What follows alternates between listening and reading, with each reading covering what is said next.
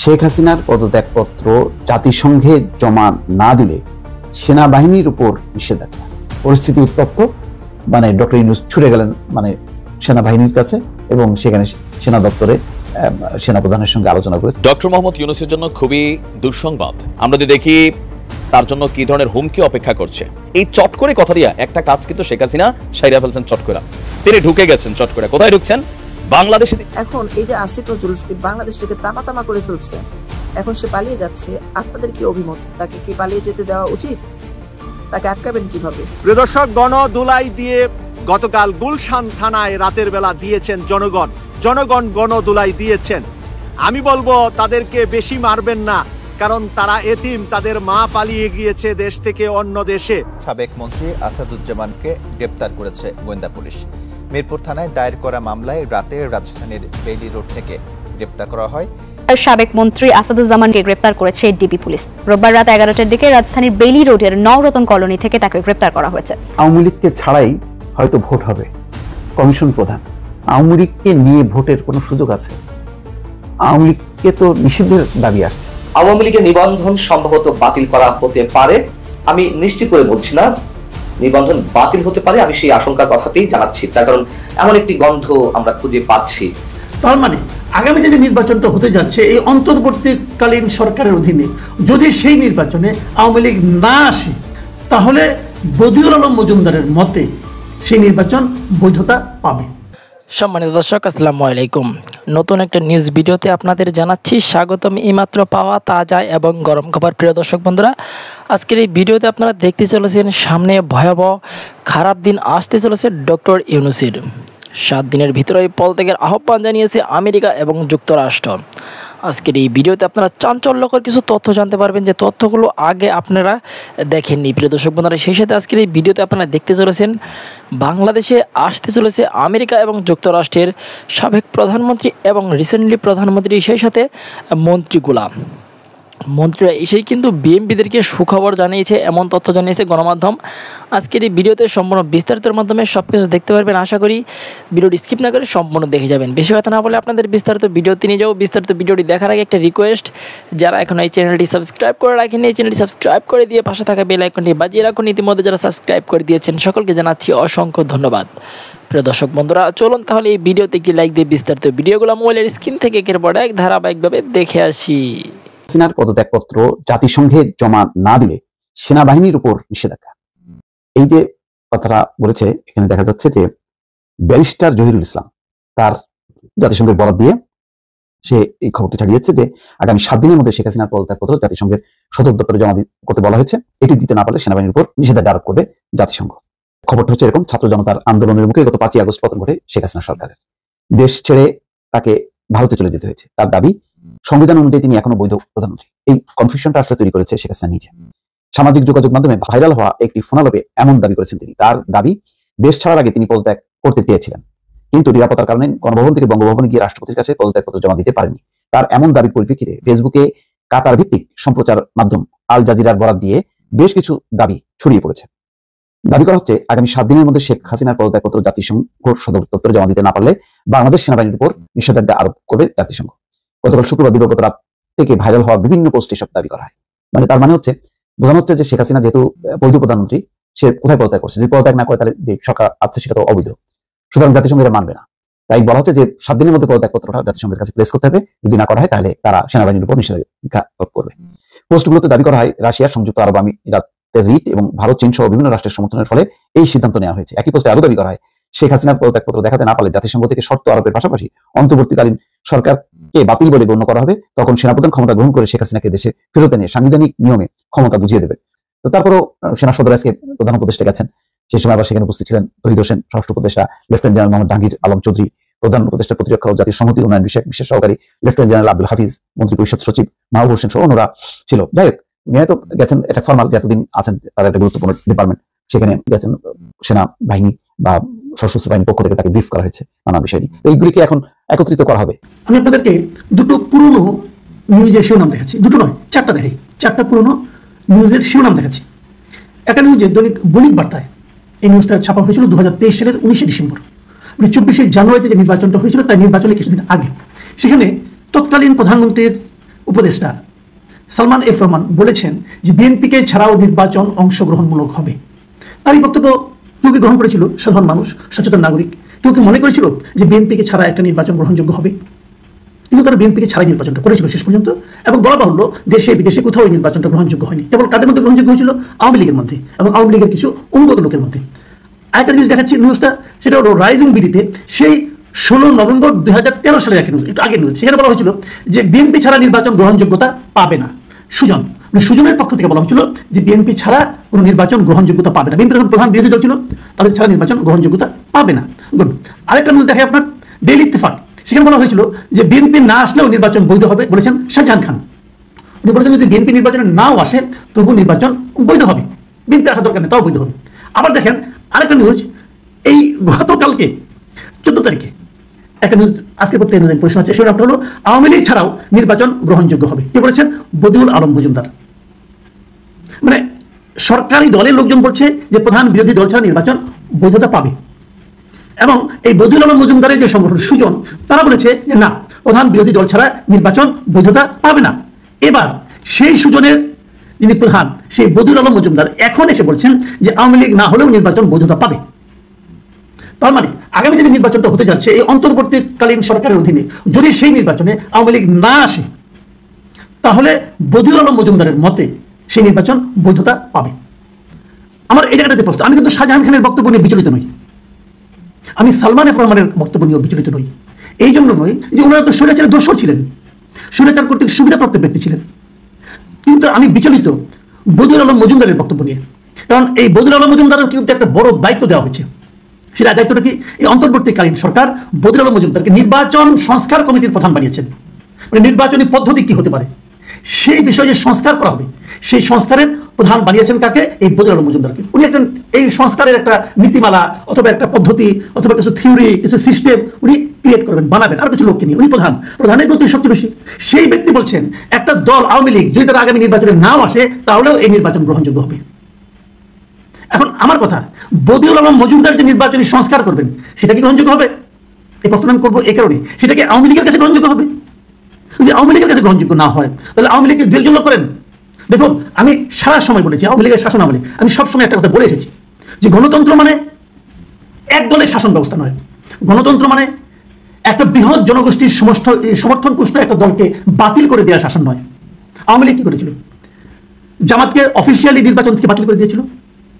আওয়ামী লীগ বিএনপিকে আনঅফিসিয়ালি নানা কায়দা কানুন করে নির্বাচনের বাইরে রাখার ক্যারিকেচার করেছিল, এবং বলতে বলতে এক পর্যায়ে জামাতকে তারা তো মোটামুটি একটা সন্ত্রাসী দল হিসেবে বলেই ফেলেছিল।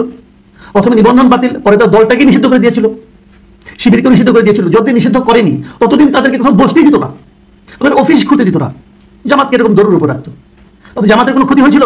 হ্যাঁ, সাময়িক মনে হয়েছিল ক্ষতি হয়েছিল, কিন্তু আমি তো মনে করি তাতে সাধারণ মানুষের মধ্যে জামাতের জনসমর্থন বেড়েছে। কারণ যদি আপনি কারোর অত্যাচার করেন তাহলে অত্যাচারিতের প্রতি সাধারণ মানুষের একটা সিম্পেথি তৈরি হয়, সেটা হয়েছিল। একই ঘটনা ঘটেছিল বিএনপির প্রতি। আওয়ামী লীগ বিএনপিকে টর্চার করেছে, আওয়ামী লীগ বিএনপির লোকজনের উপর হাজার হাজার লাখ লাখ মামলা দিয়েছে। তাতে কি হয়েছে? বিএনপি মরে গেছে? বিএনপিকে ভাঙার চেষ্টা করেছে, তৃণমূল বিএনপি করেছে, অমুক করেছে, বিএনএম করেছে, কত কিছু করেছে। কি হয়েছে বিএনপির? বিএনপিকে মানুষের মন থেকে দূর করতে পেরেছে? পারেনি। বিএনপি কিন্তু এখনো দেশের বৃহত্তম দল হিসেবে রয়ে গেছে। এখন এই সরকারের অন্তর্বর্তীকালীন সরকার যখন গঠন হয়েছে তখন এই আওয়ামী লীগ সরকারকে সরিয়ে হয়েছে, গণ অভ্যুত্থানের মুখে আওয়ামী লীগ সরকারকে সরিয়ে দেওয়া হয়েছে। আওয়ামী লীগ সরকার দেশের সাধারণ মানুষের প্রতি অনেক টর্চার করেছে, এদেশের অর্থনীতিকে শেষ করে দিয়েছে, এদেশের মানুষের গণতান্ত্রিক অনুভূতিকে ক্রমাগত দিনের পর দিন অপমান করেছে, পদদলিত করেছে, স্বৈরাচারী শাসন কায়েম করেছে, ফ্যাসিবাদী শাসন প্রতিষ্ঠা করেছে, সব করেছে। কি করেছে? দলীয় একটা এই ধরনের কোনো লিখিত সিদ্ধান্ত নিয়ে করেছে নাকি এই দলের শীর্ষ ব্যক্তি শেখ হাসিনা তিনি করেছেন? হ্যাঁ, ওনার সঙ্গে কিছু লোক অবশ্যই সহযোগী ছিল আওয়ামী লীগের সহযোগী, আমি অস্বীকার করি না। তাই বলে কি আওয়ামী লীগের যত সদস্য আছে, আওয়ামী লীগের যত সমর্থক আছে, আওয়ামী লীগের যত কর্মী আছে সবাই ফ্যাসিস্ট? এই কথা অন্য যে কেউ বলুক, বদিউল আলম মজুমদার বলতে পারেন? বদিউল আলম মজুমদার একটা যুক্তি দিয়েছেন যে তাদের প্রধানমন্ত্রী পালিয়ে যাওয়ার পর তাদের অনেকেই পালিয়ে গেছে, নেতৃত্ব দেওয়ার মতো এখন কাউকে খুঁজে পাওয়া যাচ্ছে না, কাজে আওয়ামী লীগ ছাড়াও নির্বাচন গ্রহণযোগ্য হবে। ওনার কথা শুনে মনে হচ্ছে নির্বাচন বুঝি কালকে হবে। যদি নির্বাচন আগামীকালকে হয় তাহলে আওয়ামী লীগ কাউকে খুঁজে পাওয়া যাবে না। এক বছর পর নির্বাচন করেন, দেখেন আওয়ামী লীগ কাউকে খুঁজে পাওয়া যায় কিনা। আপনি তো নির্বাচনী ব্যবস্থার সংস্কার করবেন, আপনি কি একটা মাত্র নির্বাচনের জন্য করবেন নাকি দেশে যত নির্বাচন হবে তার জন্য করবেন? আপনি কেবল এই একটা নির্বাচনের জন্য সংস্কারটা করছেন? আপনারা যারা একটা সপ্তাহ ধরে একটি মানুষকে দেখতে পাচ্ছেন না টিভি মিডিয়াতে বা কোনো সোশ্যাল মিডিয়াতে, সেই মানুষটি কোথায় হারিয়ে গেল, সেই মানুষটিকে কেন খুঁজে পাওয়া যাচ্ছে না, সবার মনে কিন্তু এই প্রশ্নটা যাচ্ছে এবং সবাই এই খবরটা জানার চেষ্টা করছে, কিন্তু আমরা তো সরাসরি ওদের কাছে পৌঁছতে পারছি না। সেজন্য আমি একটি খবর আপনাদেরকে জানিয়ে দিচ্ছি, জাস্ট শুনে তারপর চিন্তা করবেন কতটুকু সত্য হতে পারে। আসিফ নজরুলের বউ শিলা আহমেদ সেপ্টেম্বরের শেষ সপ্তাহ কিংবা অক্টোবরের 2-3 তারিখে আমেরিকায় চলে যাচ্ছেন স্বামী এবং সন্তান সহ। শিলা আহমেদের প্রথম সংসারে 2টি সন্তান এবং আসিফ নজরুলের সাথে 1টি সন্তান, এবং আসিফ নজরুলের আর রুকেয়া প্রাচীর সংসারের আরেকটি সন্তান। তারা সবাই একসঙ্গে থাকতেন, কিন্তু শোনা যাচ্ছে যে রুকেয়া প্রাচীর যে কন্যা সন্তানটি রয়েছেন তাকে তারা আমেরিকা নিচ্ছে না। শুধুমাত্র তারা 3টি সন্তানকে নিয়ে আমেরিকায় সেটেল হয়ে যাবেন এবং সেইখানে তাদের স্কুলে ভর্তি করানোর সমস্ত প্রক্রিয়া শেষ হয়ে গেছে। এবং তারা যেখানে একটি বাড়ি উপহার পেয়েছেন সেই বাড়িটির ঠিকানাটাও পাওয়া গেছে। আমি আপনাদেরকে ঠিকানাটা বলে দিচ্ছি। লং আইল্যান্ড সেন্ট্রাল আইসলিপের ঠিকানা, যে বাসার মালিক আসিফ নজরুলের ল্যাম্পটের পার্টনার জাকারিয়া মাসুদ চিকু, তিনি নিউ ইয়র্কের সময় পত্রিকার মালিক। ইতিমধ্যে আসিফ নজরুলের নাম করে তিনি বিভিন্ন ব্যক্তির অপরাধমূলক যে মামলা আছে বাংলাদেশে, সেই মামলাগুলো তিনি প্রত্যাহার করে দেবার প্রতিশ্রুতি দিয়ে বিভিন্ন ব্যাংক মালিকের কাছ থেকে $3 মিলিয়ন কামিয়েছেন চিকু। তো আসিফ নজরুলের জন্য $1.4 মিলিয়ন দিয়ে আসিফ নজরুলের পরিবারের জন্য একটি বাড়িও কিনে দিয়েছেন চিকু। জিকুর বিরুদ্ধে বাংলাদেশে যে মামলাগুলো আছে, শাশুড়ির সাথে লিভ টুগেদার করে মেয়েকে বিয়ে করেছে, তারপর আরেকজনের বউকে ভাগিয়ে নিয়ে বিয়ে করেছে, চোরাকার বাড়ি, বন্ধুর বাড়ি দখল করে বন্ধুকে দেশে মেরে ফেলার মতো গুরুতর অভিযোগও আছে তার। যাই হোক, রুকেয়া প্রাচী নজরুলের মেয়ে তো তাদের সাথে যাচ্ছে না বা নিচ্ছে না। শিলা যদিও সে দেশে নজরুল এবং শিলার সাথে একসাথেই থাকতো, সে মেয়েটা তথাকথিত স্বাধীনতার 2.0 কোটাল মার্শালের বউ বাচ্চা আমেরিকা পালাচ্ছে। মানে 2024 কোটাল মার্শালের বউ বাচ্চা আমেরিকা পালাচ্ছে কেন? দেশে না আনন্দের নহর। আসিফ নজরুলকে যে বেশ কিছুদিন ধরে দেখা যাচ্ছে না, সেটার কারণ সম্ভবত এটাই। মানে 2024 সালে যে কোটা মার্শাল উনি বসিয়েছেন এবং সারা দেশের মানুষের ইমোশনকে পুঁজি করে বিভিন্ন স্নাইপারের ব্যবহারে অদৃশ্যভাবে অসংখ্য ছাত্রদেরকে হত্যা করা হয়েছে যারা আন্দোলনের ভিতরে জড়িত ছিলেন। তারা এমন অসংখ্য প্রমাণ আমরা সোশ্যাল মিডিয়াতে পেয়েছি, এবং সেই সমস্ত হত্যাকাণ্ডের অদৃশ্য মামলাও দেওয়া হচ্ছে লাগাতারে আওয়ামী লীগের নেতাকর্মীদের উপরে। ইতিমধ্যে উপরমহল জানিয়েছেন যে লাগাতারে হত্যা মামলা দেওয়া হলে তথ্যভিত্তিক প্রমাণ না থাকলে সেগুলো গ্রহণযোগ্য হবে না। এখন এই যে আসিফ নজরুল বাংলাদেশ থেকে তামাতামা করে ফেলছে, এখন সে পালিয়ে যাচ্ছে, আপনাদের কি অভিমত? তাকে কি পালিয়ে যেতে দেওয়া উচিত? তাকে আটকাবেন কিভাবে? সমস্ত কিছু আপনাদের চিন্তা করতে হবে। তাকে পালাতে দেওয়া যাবে না। যারা এই দেশটাকে তামাতামা করে ফেলেছে রেভলিউশনের নামে, যারা শেখ হাসিনাকে খুনি বলে, স্বৈরাচারী বলে পদত্যাগ করানোর চেষ্টা করেছে, তারপরে থেকে আজ পর্যন্ত যে ঘটনাগুলো ঘটিয়েছে, আমরা একটি স্বৈরাচারী সরকার যদি বিদায় করার জন্য এত কিছু করে থাকি, তাহলে স্বৈরাচারী আরেকটা দানবীয় সরকার গঠন করা এবং তাদেরকে তারা আবার আমাদের জীবন পুঁজি করে ব্যবসা করে বিদেশ চলে যাবে, এটা তো হতে দেওয়া যাবে না। এটার একটা শেষ সমাধান করে তাদেরকে যেতে হবে। ভারতীয় 26 লক্ষ যে কর্মী আছে বাংলাদেশে চাকরি করে, সেটার হিসাবও ওনাকে দিতে হবে, এবং সেই হিসাবে দিতে না পারার চাপে তিনি এখন মিডিয়াতে আর কথা বলতেছেন না। এবং এর আগে আপনারা দেখেছেন ধর্মভিত্তিক রাজনীতি তিনি চাচ্ছেন কিনা বা ধর্মভিত্তিক রাষ্ট্র গঠন করতে চাচ্ছেন কিনা, এমন প্রশ্নের উত্তরে তিনি হতভম্ব হয়ে গেছেন। তিনি নিজে হিন্দুদের অনুষ্ঠানে যে বলেছেন যে আপনাদের জন্য আমি সব রকম অসাম্প্রদায়িক রাষ্ট্র গঠনের চেষ্টা করব, কিন্তু টিভি মিডিয়াতে প্রচার হওয়ার পরে তিনি সম্পূর্ণ অস্বীকার করেছেন। তো যে মানুষটার কথা ঠিক নাই, মুখে এক কথা বলে পিছন দিয়ে আরেক কথা বলে, দুমুখের সাপ, সেই মানুষটাকে বাংলাদেশের আমি আশা করবো 100% মানুষের মধ্যে 100% মানুষই তাকে সাপোর্ট করবে না। প্রিয় ভাইরা বোনেরা, আবারও আপনাদেরকে আমার ভাঙ্গা কণ্ঠে ওই গানটাই শোনাতে হচ্ছে। ধরা পড়ে গেছো তুমি রঙ্গিলা জালে, ধরা পড়ে গেছো তুমি রঙ্গিলা চালে। এই মুহূর্তে ধরা পড়ে গেছে আপনাদের পরিচিত মুখ, মমতাজের দুস্থ আসাদুজ্জামান নূরকে এইমাত্র গ্রেফতার করা হয়েছে। শুধু ব্রেকিং নিউজটি দেওয়ার জন্যই আপনাদের সামনে এসেছি। নিউজটি কনফার্ম করেছে দেশ রূপান্তর পত্রিকা। এখানে যা লিখেছে, সাবেক সংস্কৃতি বিষয়ক মন্ত্রী আসাদুজ্জামান নূর গ্রেফতার, তাদের হেডলাইন এই মুহূর্তে। এখানে আরো যা লিখেছে, সাবেক সংস্কৃতি বিষয়ক মন্ত্রী আসাদুজ্জামান নূরকে গ্রেফতার করেছে ঢাকা মহানগর গোয়েন্দা পুলিশ। ঢাকা মহানগর গোয়েন্দা পুলিশ গ্রেফতার করেছে আসাদুজ্জামান নূর, মমতাজের দুস্থ। আপনারা ভালো করে চিনেন এই দুস্থকে। তিনি মিরপুর থানার একটি মামলার এজাহার এর আসামিভুক্ত বলে জানা গেছে। মিরপুর থানায় একটি মামলার এজাহারে ওনার নাম আছে। রবিবার 15 সেপ্টেম্বর রাত 11টায় রাজধানী বেইলি রোডের নৌরতন কলোনি থেকে তাকে গ্রেফতার করা হয়েছে। নৌরতন কলোনি এই নামটা আমার কাছে প্রথম। আপনারা নিশ্চয়ই যারা মিরপুরে আছেন তারা চিনতে পারবেন। সেখান থেকে তাকে গ্রেফতার করা হয়েছে।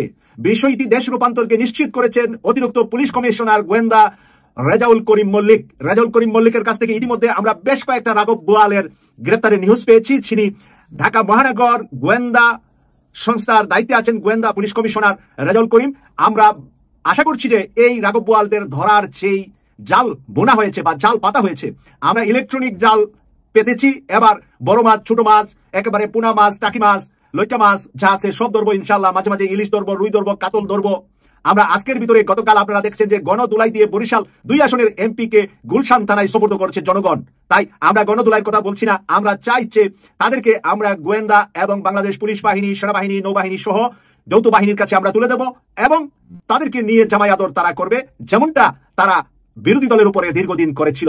তাই আসাদুজ্জামান নূরের গ্রেফতারে যারা খুশি তারা কমেন্ট করে লিখবেন। আপনার আমেরিকার যারা সফররত প্রতিনিধি আছেন তাদের যে বক্তব্যটা বা তাদের যে কোয়েশ্চেনটা ছিল ডক্টর মোহাম্মদ ইউনূসের কাছে, এই কোয়েশ্চেনটা গেল 40 দিন যাবত অনেকভাবে কৌশলে বা সরাসরিভাবে অথবা বিভিন্ন তাদের যে সহযোগী সংগঠনগুলো আছেন তাদের মাধ্যমে ডক্টর ইউনূসের কাছে জানতে চেয়েছিল আপনার বিএনপি বা গণ অধিকার পরিষদ সহ আরও বেশ কিছু দল, কিন্তু এটা নিয়ে স্পষ্ট কোনো বক্তব্য ডক্টর ইউনূস দেননি। এমনকি এই আন্দোলনে অনলাইন প্ল্যাটফর্মে যারা কাজ করেছিলেন তারাও আস্তে আস্তে ডক্টর ইউনূসের সরকারের প্রতি একটা জায়গায় একটু বিরক্ত তৈরি হয়ে যাচ্ছেন, বিশেষ করে যারা বিএনপি পন্থী আছেন। জামাত আবার একটু উল্টা দিকে হাঁটছে। সবার বক্তব্য যে আপনি সংস্কার করবেন, কিন্তু কি সংস্কার করবেন, মানে সংস্কারের রোড ম্যাপটা কি? অলরেডি সংস্কারের ইস্যুতে 6টা কমিশন গঠন করা হয়েছে, 6 জনকে দায়িত্ব দেওয়া হয়েছে, সেগুলো নিয়েও নানান আলোচনা সমালোচনা রয়েছে। তবে আজকে আমেরিকা যে বক্তব্যটা দিয়েছে এটাতে বিএনপির জন্য খুবই পজিটিভ একটা ফিডব্যাক তৈরি হবে, কারণ এই প্রশ্নগুলাই তাদের প্রশ্ন ছিল যেটা আজকে মার্কিন প্রতিনিধি দল করেছে। বাংলাদেশের সফররত মার্কিন প্রতিনিধি দল অন্তর্বর্তী সরকারের সাথে আজকে বৈঠক করেছেন। বৈঠকে সরকারের যে সংস্কার পরিকল্পনা, কি কি সংস্কার করবেন, কতটুকু সময় লাগবে, আসলে কি ধাপে সংস্কারগুলো হবে, এগুলো সম্পর্কে জানার আগ্রহ প্রকাশ করেছেন আপনার এই সফররত মার্কিন প্রতিনিধি দল। আর কে জানিয়েছেন? পররাষ্ট্র সচিব এম জসিমউদ্দিন। তিনি বলছেন অন্তর্বর্তী সরকারের সংস্কার পরিকল্পনা সম্পর্কে এবং সময় সম্পর্কেও সম্ভবত জানতে চেয়েছে মার্কিন প্রতিনিধি দল। সরকারের নেওয়া কি কি পদক্ষেপ এই বিষয়ে অলরেডি আমেরিকাকে জানানো হয়েছে। তো যদি জানানো হয়ে থাকে আমরা যতটুকু জানি এগুলাই, তাহলে তো বিএনপিও জানে নাকি এর বাহিরে আরও কোনো কিছু জানানো হয়েছে যেটা হয়তো আমরা জানি না। রাষ্ট্রীয় অতিথি ভবন পদ্মায় মার্কিন প্রতিনিধি দলের বৈঠকের শেষে একটা প্রেস ব্রিফিং এই তথ্য সামনে আসছে। যুক্তরাষ্ট্রের উচ্চ পর্যায়ের একটি প্রতিনিধি দল এই মুহূর্তে যারা আসছে বৈঠকে অর্থনৈতিক সম্পর্কের বিভাগের যিনি সচিব আছেন, রাজস্ব বোর্ডের চেয়ারম্যান আছেন, বাণিজ্য সচিব আছেন, শ্রম ও কর্মসংস্থান মন্ত্রণালয়ের সচিব ছিলেন, স্বরাষ্ট্র মন্ত্রণালয় এবং বাংলাদেশ ব্যাংকের প্রতিনিধিরা এখানে উপস্থিত ছিলেন। তো আমাদের সরকারের পক্ষ থেকে ইতিমধ্যে যে সকল পদক্ষেপ নেওয়া হয়েছে এবং সামনে আরও যে সকল সংস্কার পরিকল্পনা আছে সেগুলো সম্পর্কে ব্রিফ করা হয়েছে। তো দুই দেশের স্বার্থ সংশ্লিষ্ট বিষয়গুলো নিয়েও কথাবার্তা হয়েছে। যুক্তরাষ্ট্র সরকারের পক্ষ থেকে অন্তর্বর্তী সরকারের সাথে কাজ করে যাওয়ার জন্য তারা তাদের যে অঙ্গীকার সেটা ব্যক্ত করেছেন। এমনকি একটু পজিটিভ বিষয় হচ্ছে আজকে $200 মিলিয়ন আমাদেরকে অর্থনৈতিক সহযোগিতা করার জন্য যুক্তরাষ্ট্রের এই প্রতিনিধি দল আশ্বস্ত করেছেন। তো এই টাকাটা আসলে কোন খাতে যাবে? আপনারা সকলে জানেন যে বাংলাদেশে এই মুহূর্তে বেশ কিছু বড় বড় প্রকল্প চলমান ছিল। তো হঠাৎ করে সরকারের পতনের পর এই প্রকল্পগুলো কিন্তু থমকে গেছে, আর এতে রাষ্ট্রের কোটি কোটি টাকা কিন্তু এই মুহূর্তে ক্ষতির মুখ দেখছে, জনজীবনও বিপর্যস্ত হচ্ছে, কারণ একটা কাজ হঠাৎ করে থেমে গেলে সেটাতে ক্ষতি হয়। তো অগ্রাধিকার ভিত্তিতে কোন কোন প্রকল্পগুলোর কাজ না করলেই না, সেইগুলোকে যাচাই বাছাই করে সেই কাজগুলো সামনের দিকে যাবে। এখন আমি যতটুকু আসলে বুঝতে চাচ্ছি যে সংস্কার পরিকল্পনা সম্পর্কে আমেরিকাকে আসলে কি জানানো হলো যেটা আমরা জানি না, নাকি এইটাই জানানো হলো, নাকি এর বাহিরে কোনো কিছু ছিল। তবে আমরা যতটুকু বুঝি এই সফরকারী দল দুইটা, একটা হচ্ছে ডোনাল্ড লু, আরেকটা হচ্ছে যেটা মেইন সফরকারী দল আরেকটা আছে। তো ডোনাল্ড লু এর সাথে আজকে বৈঠক সম্ভবত এখনো হয়েছে কিনা আমি এটার আপডেটটা পাই নাই। যদি হয়ে থাকে সেইখানে হয়তো মার্কিন সরকারের যেই ইন্টারনাল বক্তব্য বা সামহাউ এগুলো হয়তো সেইখানে আলোচিত হবে। তবে সংস্কার পরিকল্পনা নিয়ে মার্কিনিরা যদি ব্রিফ করে তখন হয়তো আমরা জানতে পারবো যে আসলে আমাদের সরকার কি কি তাদের সাথে শেয়ার করেছে, আমরা যা জানি তাই শেয়ার করছে নাকি এর বেশি করে নাই। তবে এখানে বিএনপির জন্য পজিটিভ হচ্ছে এটা, সংস্কার পরিকল্পনাটা নিয়ে যে একটা ক্লিয়ার রোডম্যাপ চাচ্ছিল বিএনপি, সেটা যখন আমেরিকা চাইছে তো সেই ক্ষেত্রে এটা অনেকটাই পজিটিভ হয়েছে কোথাও না কোথাও আর কি। হয়তো সময়কালটা সামনে চলে আসবে। তবে ডক্টর ইউনূস সাহেবের সরকারের যেই গতি সেটা অনেকেই বলছেন ধীরগতি, বিভিন্ন জায়গায় আইনের শাসন পড়ে গেছে। তবে এগুলোকে ব্যালেন্স করা জরুরি। সবচেয়ে বেশি জরুরি হচ্ছে পুলিশকে কাজ করতে দেওয়া। তো পুলিশ আসলে ঠিকভাবে কাজ করছে না এমন তো অনেকেই বলছেন। বিভিন্ন জায়গায় এখনও নানান ধরনের অ্যাক্টিভিটিস হচ্ছে, আবার পুলিশকেও ধরে মারা হচ্ছে, থানায় ঢুকে পুলিশকে ঘাই দিয়ে ফেলা হচ্ছে। এই যে নানান বিশৃঙ্খলা, এটাকে as soon as possible balance করতে হবে। প্রিয় দেশবাসী, শুরু থেকে শেষ পর্যন্ত যারা এই ভিডিওটি দেখেছেন সকলকে জানাই অসংখ্য অসংখ্য ধন্যবাদ। যারা এরকম নিউজ ভিডিও পেতে পছন্দ করেন তারা অবশ্যই এই চ্যানেলটি সাবস্ক্রাইব করে পাশে থাকা বেল আইকনটি বাজিয়ে দিবেন। যারা এখনও এই ভিডিওটি শেয়ার করেননি এই ভিডিওটি দ্রুত শেয়ার করে সকলকে দেখার সুযোগ করে দিন। আজকের মতন এই পর্যন্ত দেখা হচ্ছে পরবর্তী কোনো ভিডিও নিয়ে ইনশাল্লাহ।